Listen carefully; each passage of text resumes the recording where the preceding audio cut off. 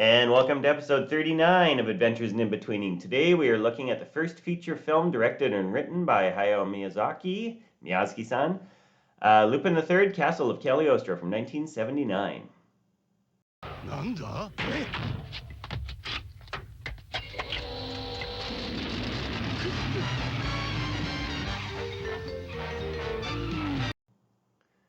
So the very first thing to recognize is in the bottom right-hand corner, we have Miyazaki-san's boards. Storyboards on this are so tight, the timing, everything is worked out. Composition, here we have an expression change. It wasn't in the boards because that's, a very small thing that we leave for later. Just looking at the overlap here, we got Jigen turning his head, Lupin is bringing up his hand, starting to go down into the car through the sunroof. We see the foot poking out there, see the leg trailing. There's always these little bits of comedy. You see that's already in the boards. Everything, all these gags are built in there, and then they're refined later on. Got the nice finger silhouette. We cut to the second shot here. Lupin's hand is coming in. We've got this old style way of starting the car. He pulls the lever, big spacing contrast there, and then just settles back slightly. This gives us really nice shape change. And here, when we cut to the back of the car, we don't want to see the motor already. We just need one drawing there, but we want to see that little peekaboo, like, when we're kids, we play peekaboo. And on the screen left there, you see Jigen's foot coming in, hitting the tire. That's all terrific. Just these little story points all working in very tight timing.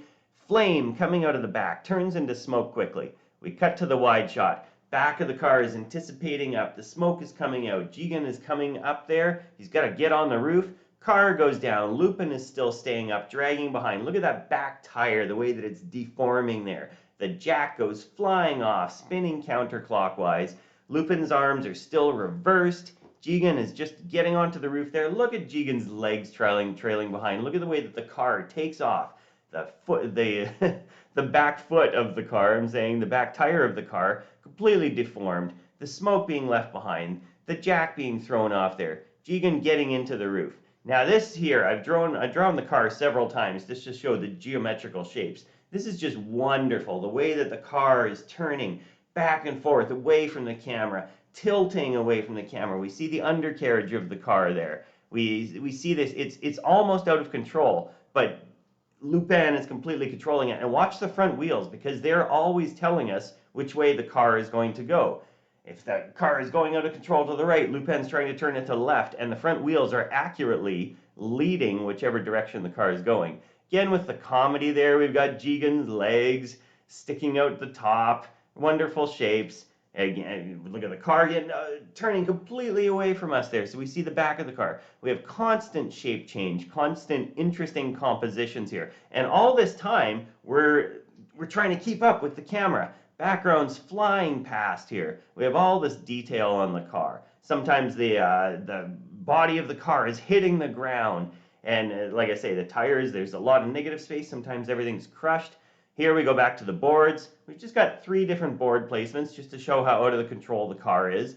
As the car is going off the road here, again, sticking to these very simple geometric shapes, going on the body of the car is almost into the ground. But here again, that wheel showing us what direction Lupin is trying to steer the car.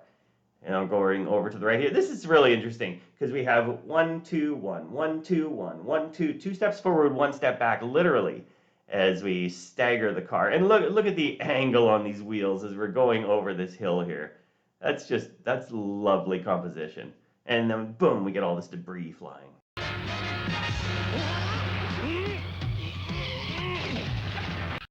All right, 3 really quick shots there.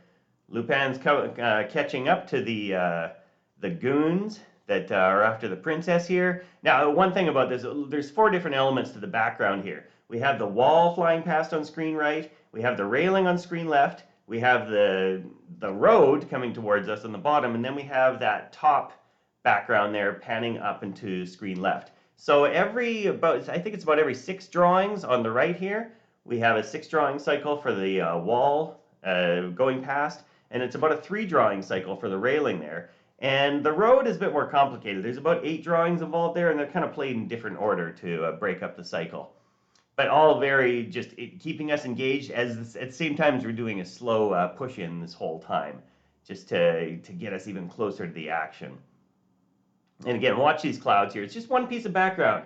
Just this really nice contrast going up and left.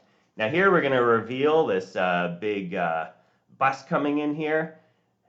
Just comes out of nowhere. The goon's car goes to the right. Princess's car goes to the left. It's being pushed against the railing. Bus is coming right towards us. Completely obscured. 3 frames at the end here, just to really get that sense of coming into our face in the camera. Here, bus is coming towards Lupin. Look at the static camera on the car here. We're just focused completely on Lupin's expression and the motion. Just a really short shot there. I think it was only 12 frames. Bus is going directly away from us.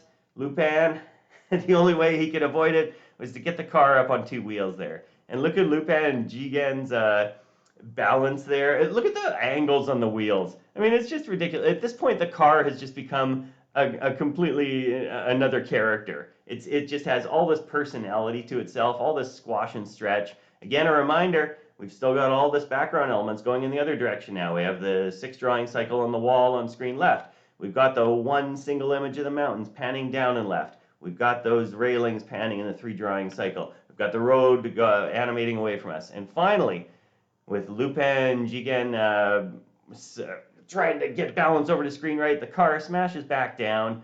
They're getting back in control, but the car is still, body's hitting the ground. We've got these polygon shapes here.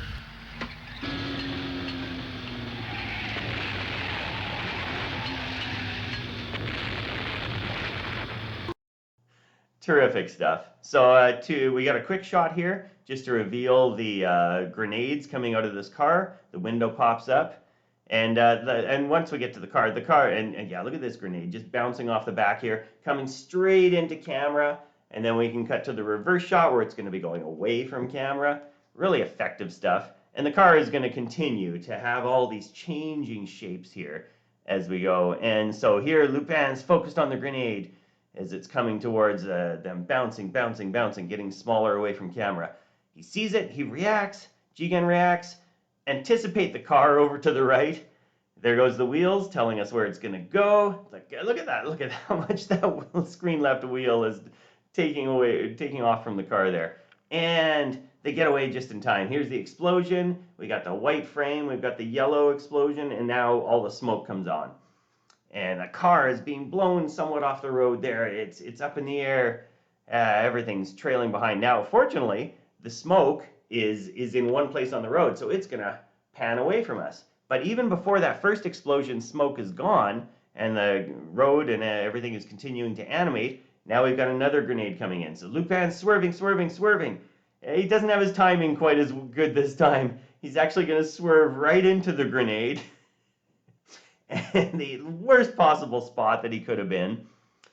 Big explosion. Now we don't see what's going on behind the explosion right away. We're kind of left this beat of, oh, what just happened there? And we start to reveal, we see the windshield, and oh, okay, well, we can't see through the windshield anymore. It's all broken into pieces. We're missing a headlight now. All the smoke is trailing off. It's changed the car.